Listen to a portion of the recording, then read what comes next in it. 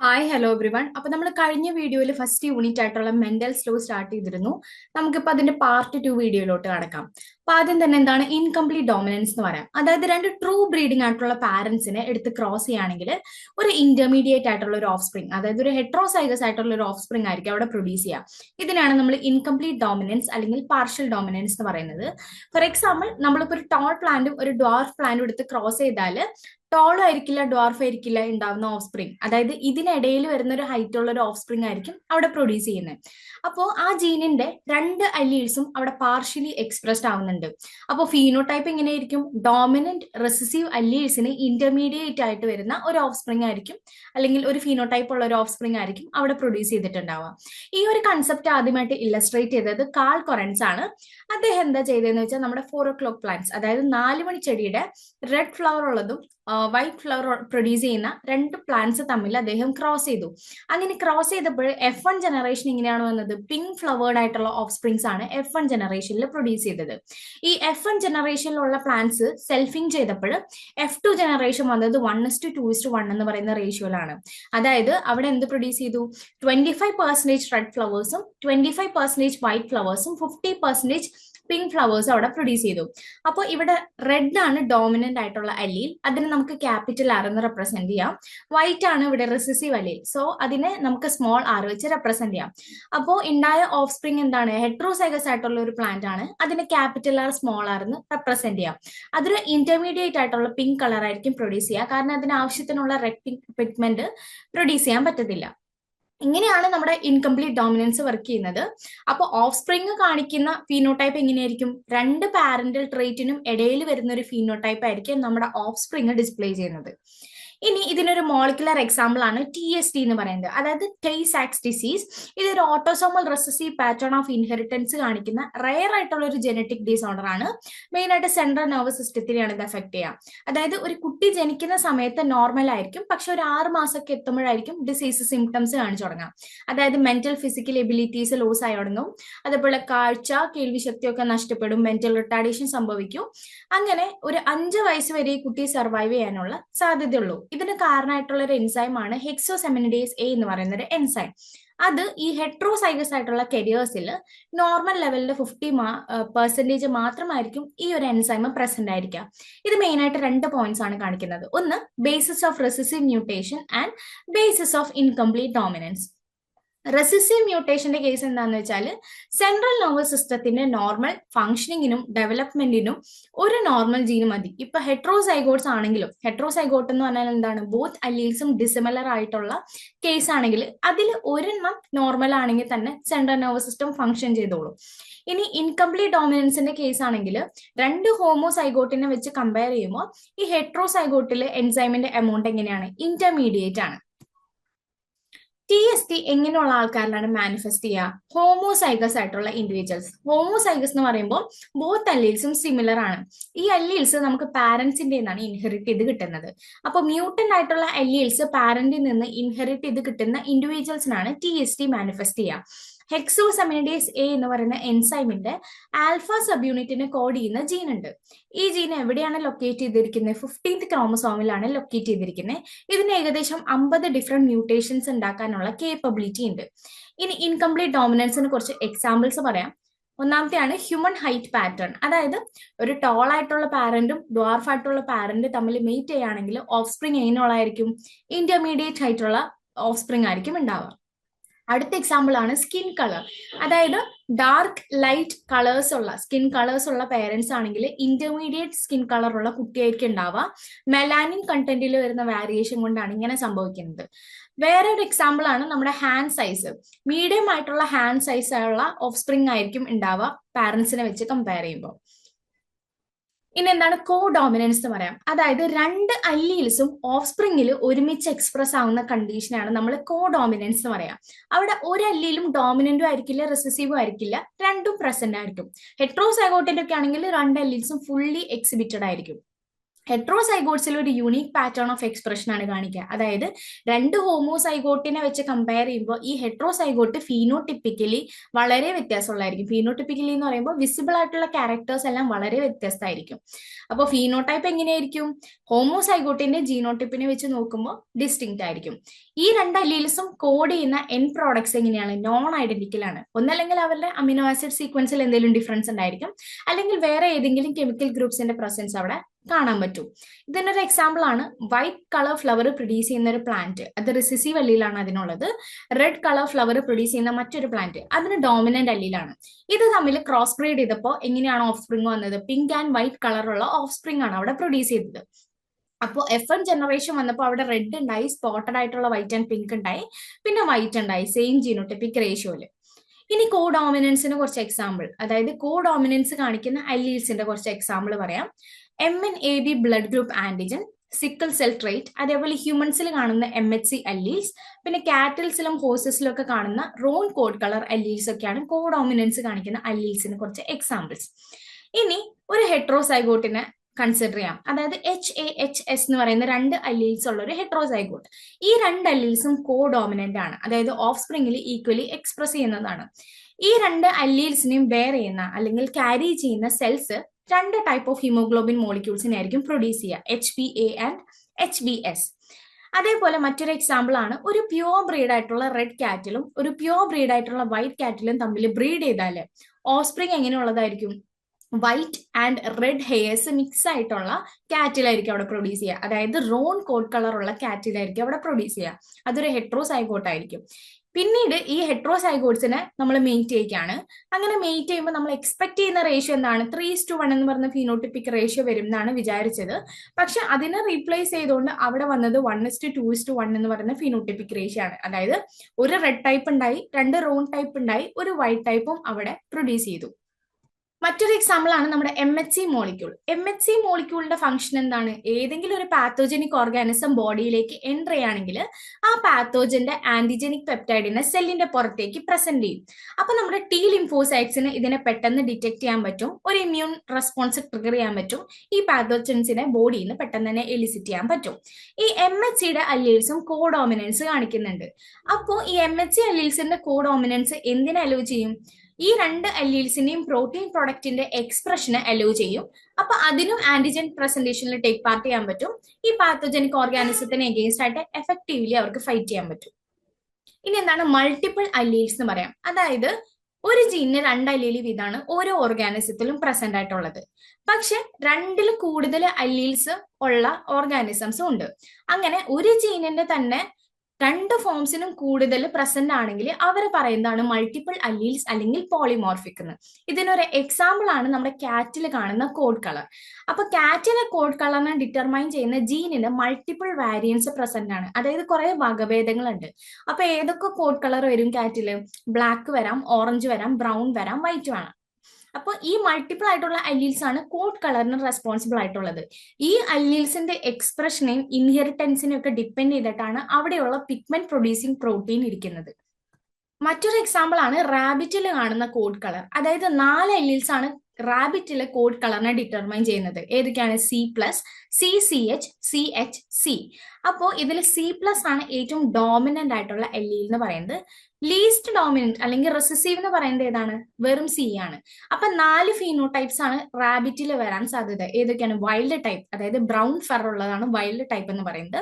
പിന്നീടുള്ളതാണ് ചിഞ്ചില്ല, അതായത് black tipped white ഫെർ ഉള്ളതാണ് ചിഞ്ചില്ല എന്ന് പറയുന്നത്. വേറെയാണ് ഹിമാലയൻ, അതായത് വൈറ്റ് ഫെറിൽ പോസും നോസും ഇയേഴ്സും ടെയിൽസും ഒക്കെ ബ്ലാക്ക് ആയിട്ടുള്ളത്. പിന്നുള്ള ലാസ്റ്റത്തെയാണ് ആൽബിനോ എന്ന് പറയുന്നത്. അതായത് മൊത്തത്തിൽ വൈറ്റ് ഫെർ ഉള്ളത് റെഡ് ഐഡ് ആയിട്ടുള്ളതിനാണ് നമ്മൾ ആൽബിനോ എന്ന് പറയാം. അപ്പൊ ഏറ്റവും ഡോമിനന്റ് ഏതാണ്? വൈൽഡ് ടൈപ്പ് ആണ്. ഇനി ഫ്രൂട്ട് ഫ്ലൈസ്, അതായത് ഡ്രോസോഫിലയുടെ ഐ കളറിനെയും കൺട്രോൾ ചെയ്യുന്നത് മൾട്ടിപ്പിൾ ആയിട്ടുള്ള അല്ലീൽസ് ആണ്. ഏതൊക്കെയാണ് alleles? E1, E2, E3, E4. ഏറ്റവും ഡോമിനന്റ് ആയിട്ട് കാണുന്നത് നമ്മുടെ E1 ആണ്, അതായത് റെഡ് ഐഡ് ആയിട്ടുള്ള ഡ്രോസോഫിലാസ് ആണ് ഏറ്റവും കൂടുതൽ കാണുന്നത്. ഈ മൾട്ടിപ്പിൾ അല്ലീൽസ് എന്ത് കൂട്ടും? ജെനറ്റിക് ആയിട്ടുള്ള വാരിയേഷൻസ് കൂട്ടും. അപ്പൊ ഡിഫറെന്റ് ആയിട്ടുള്ള ഫീനോടൈപ്സ് നമുക്ക് ഒബ്റ്റെയിൻ ചെയ്യും. ഈ അല്ലീൽസിനെ നമ്മൾ സൂപ്പർ സ്ക്രിപ്റ്റ് ആയിട്ടാണ് റെപ്രസെന്റ് ചെയ്യുന്നത്. നേരത്തെ കണ്ട പോലെ CCH എന്ന് റെപ്രസെന്റ് ചെയ്യുന്നില്ല, അതില് CH എന്ന് പറയുന്നത് എന്താണ്? അല്ലീൽസ് ആണ്. അപ്പൊ ഈ അല്ലീൽസിനെയാണ് നമ്മൾ സൂപ്പർ സ്ക്രിപ്റ്റ് ആയിട്ടാണ് റെപ്രസെന്റ് ചെയ്യുന്നത്. ഇനി ഹ്യൂമൻസിലെ റെഡ് സെൽ ആന്റിജൻസിനെ കുറിച്ച് പറയാം. നമ്മുടെ blood group A B discover ചെയ്തത് ഡോക്ടർ കാൾ ലാൻസ്റ്റീനർ ആണ്. നമ്മുടെ ഹ്യൂമൻ എബിഒ ബ്ലഡ് ടൈപ്പിന് 3 അല്ലീൽസ് ആണ് പ്രസന്റ് ആയിട്ടുള്ളത്. Allele A, allele B, allele I. ഇപ്പൊ 2 അല്ലീൽസ് ആണ് ഒരു ഇൻഡിവിജ്വൽ പൊസസ് ചെയ്യുന്നത്, അല്ലെ? ഒരു ഇൻഡിവിജ്വലിന് 2 അല്ലീൽസ് വീതമാണ് ഉള്ളത്. ഈ അല്ലീൽസ് ആണ് അവരുടെ ബ്ലഡ് ടൈപ്പിനെ ഇൻഫ്ലുവൻസ് ചെയ്യുന്നത്. ഇപ്പൊ സപ്പോസ് എന്റെ ക്രോമസോമിൽ അല്ലീൽ എ ആണുള്ളതെങ്കിൽ പ്രോട്ടീൻ എ ആയിരിക്കും അവിടെ പ്രൊഡ്യൂസ് ചെയ്യാം. അപ്പോൾ ആർ ബി സിയുടെ മെമ്പറയിൽ എന്തുണ്ടായിരിക്കും? പ്രോട്ടീൻ എ ഉണ്ടായിരിക്കും. ഇനിയിപ്പോ ക്രോമസോമിൽ അല്ലീൽ ബി ആണെങ്കിൽ പ്രോട്ടീൻ ബി ആയിരിക്കും അവിടെ പ്രൊഡ്യൂസ് ചെയ്യുക. ആർ ബി സിയുടെ മെമ്പറയിൽ പ്രോട്ടീൻ ബി ആയിരിക്കും ഉണ്ടാവുക. ഇനിയിപ്പോ അല്ലീൽ ഐ ആണ് ക്രോമസോമിലെങ്കിൽ പ്രോട്ടീൻ എയോ പ്രോട്ടീൻ ബിയോ പ്രൊഡ്യൂസ് ചെയ്യില്ല. അപ്പൊ എന്താണ്? ഈ 3 അല്ലീൽസ് ആണ് നമ്മുടെ എബിഒ ബ്ലഡ് ഗ്രൂപ്പ് ട്രേറ്റിനെ ഡിറ്റർമൈൻ ചെയ്യുന്നത്. നമ്മുടെ ബ്ലഡ് ഗ്രൂപ്പ് ടൈപ്പിൽ ഡിഫറൻസ് വരുന്നത് എന്തുകൊണ്ടാണ്? ആന്റിജൻ ആൻഡ് ആന്റിബോഡിയുടെ ഡിഫറൻസ് കൊണ്ടാണ് ഇങ്ങനെ ബ്ലഡ് ഗ്രൂപ്പ് ടൈപ്പിൽ ഡിഫറൻസസ് വരുന്നത്. ഇപ്പൊ ഒരു ഹെട്രോസൈഗോട്ടിനെ കൺസിഡർ ചെയ്യാം. ഐ ബി എന്ന് പറയുന്ന ഒരു ഹെട്രോസൈഗോട്ട്. അതിൽ എ ബി ആന്റിജൻസ് അവരുടെ ആർ ബി സിയിൽ പ്രസന്റ് ആയിരിക്കും. ഇനി ഒരു ഹോമോസൈഗോട്ട് ആണ്, ഐ എന്ന് പറയുന്ന ഒരു ഹോമോസൈഗോട്ട് ആണെങ്കിൽ അവരുടെ ആർ ബി സിയിൽ എന്തുണ്ടാവില്ല? ആന്റിജൻസ് ഉണ്ടാവില്ല. ഓക്കെ. ഇനിയിപ്പോ ഐ ബി എന്ന് പറയുന്ന ഒരു കണ്ടീഷൻ ആണെങ്കിൽ അവർക്ക് എന്തുണ്ടായിരിക്കും? ആർ ബി സിയിൽ ബി ആന്റിജൻസ് പ്രസന്റ് ആയിരിക്കും. ഇനിയിപ്പോ നമ്മൾ എ ടൈപ്പ് ബ്ലഡും ടൈപ്പ് ബി ബ്ലഡും തമ്മിൽ മിക്സ് ചെയ്താൽ അവിടെ അഗ്ലൂട്ടിനേഷൻ സംഭവിക്കും. അതായത് സെൽസ് തമ്മിൽ ഒരു ക്ലംപിങ് സംഭവിക്കും. ഓക്കെ. ഈ അഗ്ലൂട്ടിനേഷൻ എന്ന് പറയുന്നത് ഭയങ്കര സ്പെസിഫിക് ആയിട്ടുള്ള ഒരു പ്രോസസ്സാണ്. അതായത് സ്പെസിഫിക് ആയിട്ടുള്ള ആന്റിബോഡീസ് ബ്ലഡിൽ ഉണ്ടോ എന്ന് ചെക്ക് ചെയ്യാൻ വേണ്ടിയിട്ടാണ് ഈ അഗ്ലൂട്ടിനേഷൻ നടക്കുന്നത്. ഇപ്പൊ ടൈപ്പ് എ ബ്ലഡിൽ ആന്റിബോഡീസ് ഉണ്ടായിരിക്കും. അതായത് ആന്റിജൻ ബിക്ക് എഗെയിൻസ്റ്റ് ആയിട്ടുള്ള ആന്റിബോഡീസ് ടൈപ്പ് എ ബ്ലഡിൽ ഉണ്ടായിരിക്കും. ടൈപ്പ് ബി ബ്ലഡിനാണെങ്കിൽ എന്തായിരിക്കും? ആന്റിജൻ എക്ക് എഗെയിൻസ്റ്റ് ആയിട്ടുള്ള ആന്റിബോഡീസ് ഉണ്ടായിരിക്കും. ഇനിയിപ്പോ ടൈപ്പ് എ ബി ബ്ലഡ് ഉള്ള ഒരാളാണെങ്കിൽ അവരുടെ എറിത്രോസൈറ്റ് സർഫസിൽ എന്തുണ്ടായിരിക്കും? 2 ആന്റിജൻസ് ഉണ്ടായിരിക്കും. പക്ഷെ ബ്ലഡിൽ എന്തുണ്ടായിരിക്കില്ല? ആന്റിബോഡീസ് ഉണ്ടായിരിക്കില്ല. ടൈപ്പ് ഒ ബ്ലഡ് ഉള്ള ഒരു ഇൻഡിവിജ്വൽ ആണെങ്കിൽ ബോത്ത് കൈൻഡ്സ് ഓഫ് ആന്റിബോഡീസ് അവരുടെ ബ്ലഡിൽ ഉണ്ടായിരിക്കും. അപ്പൊ നമ്മൾ ബ്ലഡ് ട്രാൻസ്ഫ്യൂഷൻസ് ഒക്കെ നടത്തുന്ന സമയത്ത്, അതായത് ഒരാളുടെ ബ്ലഡ് എടുത്ത് മറ്റൊരാളിലേക്ക് കയറ്റുന്ന സമയത്ത് നമ്മൾ ക്രോസ് മാച്ചിങ്സ് ഒക്കെ നോക്കാറുണ്ട്. അതായത് ഈ 2 ബ്ലഡ്സ് തമ്മിൽ എന്ത് ചെയ്യും? മിക്സപ്പ് ചെയ്ത് നോക്കും. അതായത് അവിടെ ക്ലംപിംഗ് ഒന്നും സംഭവിക്കില്ലെങ്കിൽ മാത്രമാണ് നമ്മൾ ബ്ലഡ് ട്രാൻസ്ഫ്യൂഷൻസ് നടത്താറ്. ഇപ്പൊ ടൈപ്പ് ഒ ഇൻഡിവിജ്വൽസ് ആണെങ്കിൽ അവരെ നമ്മൾ കൺസിഡർ ചെയ്യുന്നത് യൂണിവേഴ്സൽ ഡോണേഴ്സ് ആയിട്ടാണ്. ടൈപ്പ് എ ബി ആണെങ്കിൽ അവർ യൂണിവേഴ്സൽ റെസിപ്പിയൻസ് ആണ്.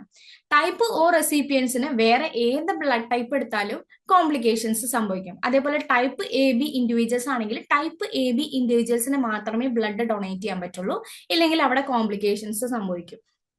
ഇനി ഹ്യൂമൻസിൽ കാണുന്ന ആർ എച്ച് ഫാക്ടർ അലീൽസിനെ കുറിച്ച് പറയാം. നമ്മുടെ ആർ എച്ച് ബ്ലഡ് ഗ്രൂപ്പിനെ ഡിസ്കവർ ചെയ്തത് ലാൻസ്റ്റീനറും വീനറും ആണ്. 1940 ഇവർ ഡിസ്കവർ ചെയ്തത്. ഇവരെന്താ ചെയ്തതെന്ന് വെച്ചാൽ റാബിറ്റ്സിലോട്ട് നമ്മുടെ റീസസ് മങ്കിയുടെ റെഡ് ബ്ലഡ് സെൽസിനെ ഇഞ്ചക്ട് ചെയ്തു. അപ്പോൾ മങ്കിയുടെ ബ്ലഡിനെ അഗ്ലൂട്ടിനേറ്റ് ചെയ്യാൻ പറ്റുന്ന ആന്റിബോഡീസ് അവിടെ പ്രൊഡ്യൂസ് ചെയ്തു. ഈ ആന്റിബോഡീസ് പിന്നീട് ഹ്യൂമൻ ബ്ലഡ് ആയിട്ട് മിക്സപ്പ് ചെയ്തപ്പോൾ 85% അഗ്ലൂട്ടിനേഷൻ അവിടെ സംഭവിച്ചു. അപ്പോൾ നമ്മുടെ മങ്കിയുടെ ബ്ലഡില്, അതായത് മങ്കിയുടെയും ഹ്യൂമന്റെയും ബ്ലഡിലുള്ള ആന്റിജൻ എഗെയിൻസ്റ്റ് ആയിട്ടുള്ള ആന്റിബോഡിയുടെ പ്രസൻസ് ഇതിലുണ്ടെന്ന് മനസ്സിലാക്കി. പിന്നീടാണ് നമ്മുടെ R H positive R H negative ഇൻഡിവിജ്വൽസിനൊക്കെ ഡിറ്റക്ട് ചെയ്യാൻ തുടങ്ങിയത്. ആർ എച്ച് പോസിറ്റീവ് എന്ന് പറഞ്ഞാൽ അവരുടെ blood cells R H antibody ആയിട്ട് റിയാക്ട് ചെയ്യുകയാണെങ്കിൽ അവരാണ് R H positive individuals. R H negative individuals ആണെങ്കിൽ അവരുടെ blood cells R H antibody ആയിട്ട് റിയാക്ട് ചെയ്യില്ല. ആർ എച്ച് എന്ന് പറഞ്ഞ ടേം എന്തിനാണ് സ്പെസിഫൈ ചെയ്യുന്നത്? മങ്കി സ്പീഷീസിന്റെ നെയിമാണ്. നമ്മുടെ ആർ എച്ച് ഇൻഹെറിറ്റൻസും മെന്റേലിയൻ റൂൾസ് ഫോളോ ചെയ്തിട്ട് തന്നെയാണുള്ളത്. ആർ എച്ച് പോസിറ്റീവ് ആണ് ആർ എച്ച് നെഗറ്റീവിനെ വെച്ച് നോക്കുമ്പോൾ ഡോമിനന്റ് ആയിട്ട് ഇരിക്കുന്നത്. നമ്മുടെ R H blood group system polygenic ആണ്, അതേപോലെ ഹൈലി പോളിമോർഫിക് ആണ്. അതായത് 45 ഡിഫറെന്റ് ആന്റിജൻസിന് വരെ അവിടെ ഇരിക്കുന്നുണ്ട്. അതേപോലെ ആർ എച്ച് ഡി ആന്റിജൻ ആണ് മോസ്റ്റ് കോമൺ ആയിട്ടുള്ള ആന്റിജൻ എന്ന് പറയുന്നത്. നമ്മുടെ ആർ എച്ച് ഡി ജീനിന് അബൌട്ട് 170 അല്ലീൽസ് വരെ ഇതുവരെ ഡിസ്ക്രൈബ് ചെയ്തിട്ടുണ്ട്. അപ്പൊ ഹോമിനിഡ്സിന്റെ എവല്യൂഷന്റെ സമയത്ത്, ഹോമിനിഡ്സ് എന്ന് പറയുന്നത് എന്താണ്? പ്രൈമേറ്റ്സ് ആണ്. നമ്മുടെ ഹ്യൂമൻസും ഏപ്സും ഒക്കെ ഇൻക്ലൂഡ് ചെയ്തിരിക്കുന്ന ഒരു ഫാമിലിയാണ് ഹോമിനിഡ്സ് എന്ന് പറയുന്നത്. ഈ ഹോമിനിഡ്സിന്റെ എവല്യൂഷന്റെ സമയത്ത് ആർ എച്ച് ഡി ജീനിൽ ഒരു ഡെലീഷൻ സംഭവിച്ചു. അപ്പൊ ഈ ഡെലീഷൻ എന്തിന് കാരണമായി? ആർ എച്ച് ഡി നെഗറ്റീവ് ഫീനോടൈപ്പിന് റെസ്പോൺസിബിൾ ആയിട്ടുള്ള ഒരു അല്ലീല് അവിടെ ഫോം ചെയ്തു. ഇനി എന്താണ് RH ഇൻകോമ്പാറ്റബിലിറ്റി, അതേപോലെ ഹീമോലിറ്റിക് ഡിസീസ് എന്ന് പറയാം. RH ഇൻകോമ്പാറ്റബിലിറ്റി എപ്പോഴാണ് വരുന്നതെന്ന് വെച്ചാൽ ഒരു RH നെഗറ്റീവ് ആയിട്ടുള്ള ഒരു മദർ RH പോസിറ്റീവ് ബേബീനെ ക്യാരി ചെയ്യുമ്പോഴാണ് RH ഇൻകോമ്പാറ്റബിലിറ്റി സംഭവിക്കുന്നത്. അതായത് ഈ ചൈൽഡ് ബർത്തിന്റെ സമയത്ത് ബ്ലഡ് എക്സ്ചേഞ്ച് നടക്കും. മദറിന്റെ ബ്ലഡും ഫീറ്റസിന്റെ ബ്ലഡും ചൈൽഡ് ബർത്തിന്റെ സമയത്ത് എക്സ്ചേഞ്ച് നടക്കും. അപ്പൊ ഈ എക്സ്ചേഞ്ച് നടക്കുമ്പോൾ മദറിന്റെ ബോഡി എന്താവും, സെൻസിറ്റൈസ്ഡ് ആവും. അതായത് ആന്റിബോഡീസ് പ്രൊഡ്യൂസ് ചെയ്യും. എന്തിന് എഗെയിൻസ്റ്റ് ആയിട്ട്? ഫീറ്റസിന്റെ RBCയിലുള്ള RH ആന്റിജൻസിന് എഗെയിൻസ്റ്റ് ആയിട്ട് അവിടെ ആന്റിബോഡീസ് പ്രൊഡ്യൂസ് ചെയ്യും. അപ്പൊ ഇത് ഫസ്റ്റ് ഡെലിവറി ആണെങ്കിൽ ഒരു പ്രശ്നം ഉണ്ടായിരിക്കില്ല. പക്ഷെ സെക്കൻഡ് ഡെലിവറി ആണ്, അതേപോലെ മുന്നേ ബ്ലഡ് ട്രാൻസ്ഫ്യൂഷൻസ് നടന്നുണ്ടെങ്കിൽ അത് ഈ കുട്ടിക്ക് ഹാംഫുൾ ആയിരിക്കും. അപ്പൊ എന്താ സംഭവിക്കാന്ന് വെച്ചാൽ അവിടെ ഒരു ആന്റിജൻ ആന്റിബോഡി റിയാക്ഷൻ സംഭവിക്കും. കുട്ടിക്ക് ഹീമോലിസിസ് വരാം, അതേപോലെ ജോണ്ടിസ് വരാം. ഈ ഒരു കണ്ടീഷനാണ് നമ്മൾ എറിത്രോബ്ലാസ്റ്റോസിസ് ഫീറ്റാലിസ് എന്ന് പറയുന്നത്.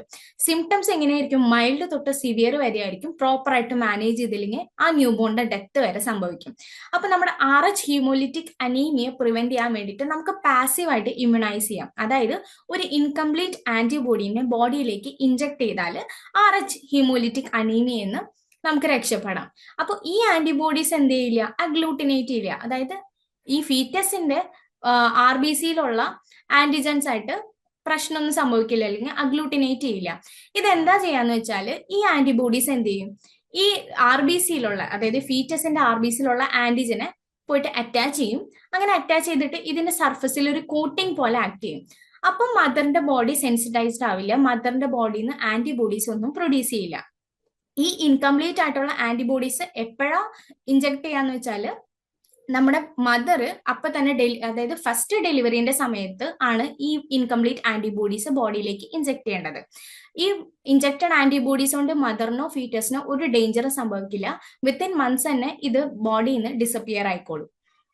ജെയിംസ് ക്രിസ്റ്റഫർ എന്ന് പറഞ്ഞ ഒരാളുടെ ബ്ലഡ് പ്ലാസ്മ അബൌട്ട് 2.4 മില്യൺ ബേബീസിന്റെ ലൈഫ് വരെ രക്ഷിച്ചിട്ടുണ്ട്. 1173 ടൈംസ് ആണ് ഇദ്ദേഹം ബ്ലഡ് ഡൊണേറ്റ് ചെയ്തിരിക്കുന്നത്. 1954 എന്ത് മനസ്സിലായത്?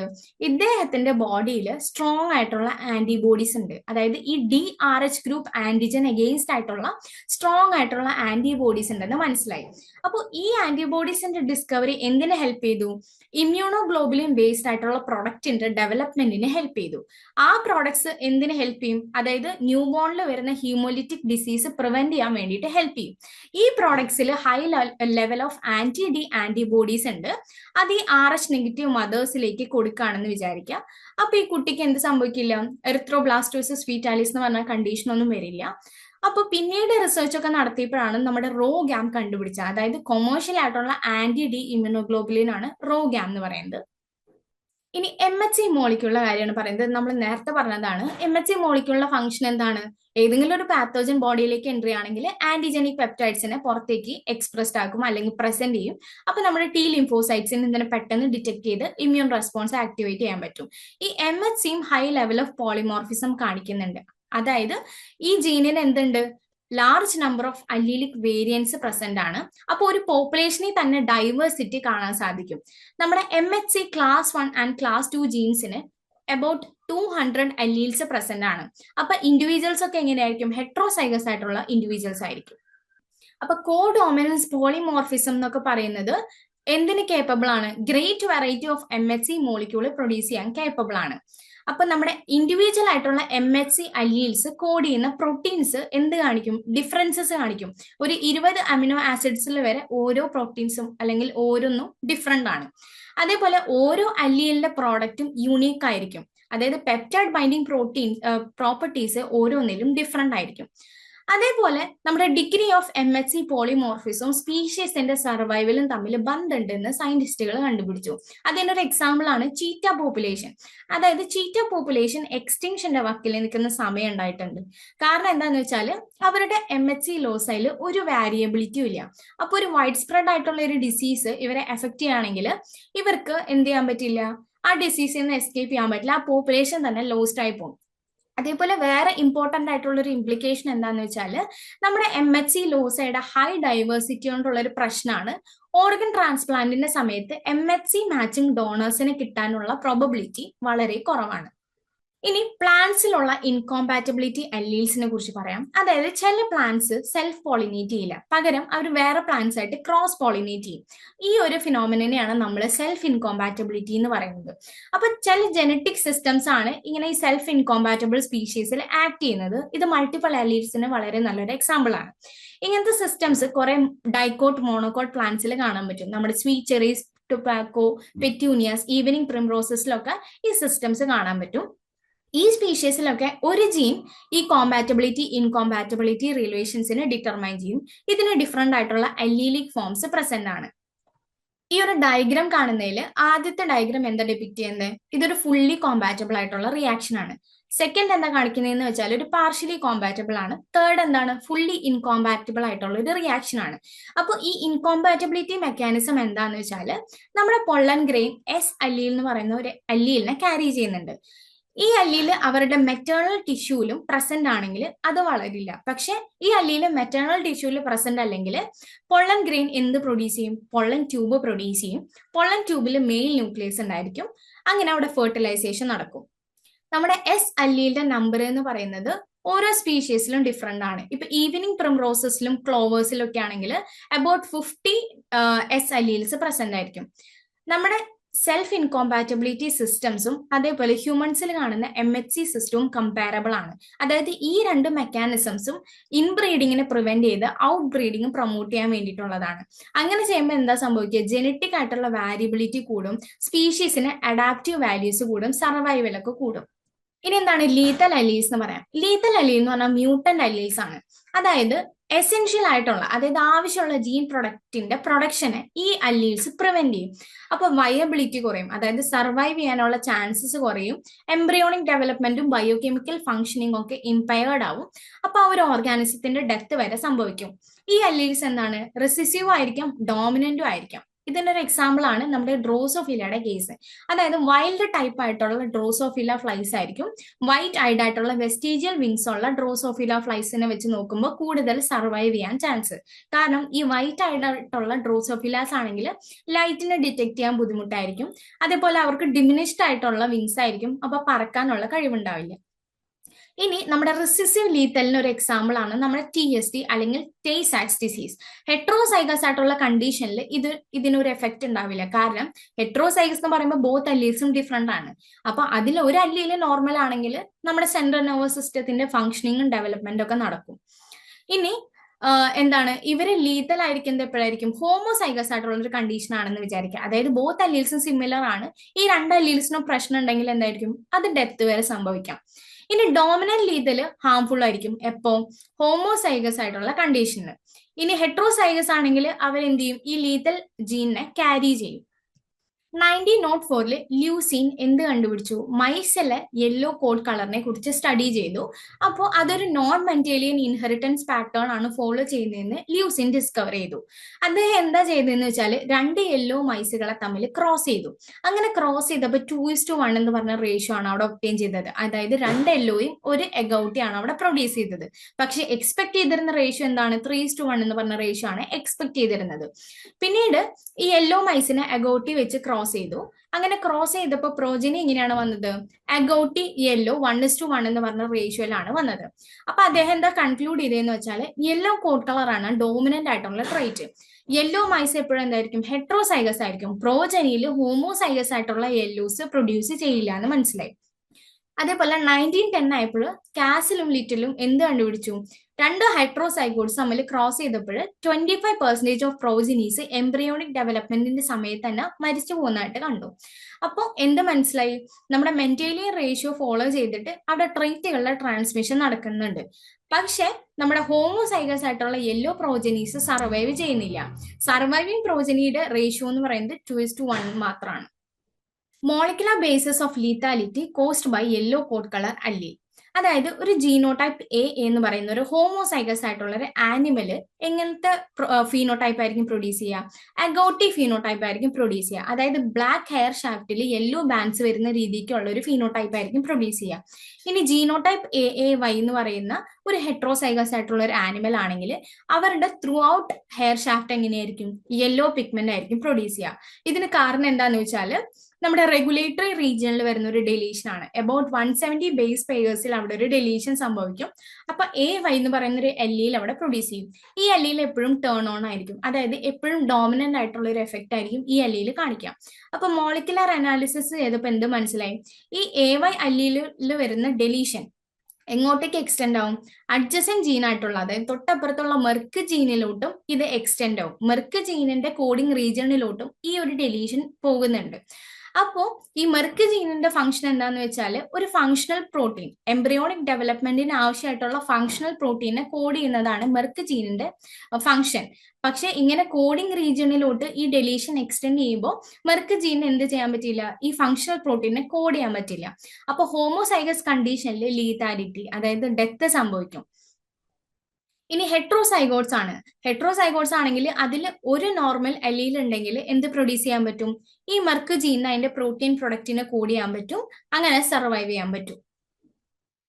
ലീതൽ അല്ലീൽസിന് കുറച്ച് എക്സാമ്പിൾസ് പറയാം. ചിക്കൻസിൽ കാണുന്ന ക്രീപ്പർ ലെഗ്സ്, അതായത് അബ്നോർമൽ ആയിട്ടുള്ള ലെഗ്സ് ഈ ചിക്കൻസിൽ കാണാൻ പറ്റും. അത് ഈ ലീതൽ അല്ലീലിന്റെ പ്രസൻസ് ഉള്ളതുകൊണ്ടാണ്.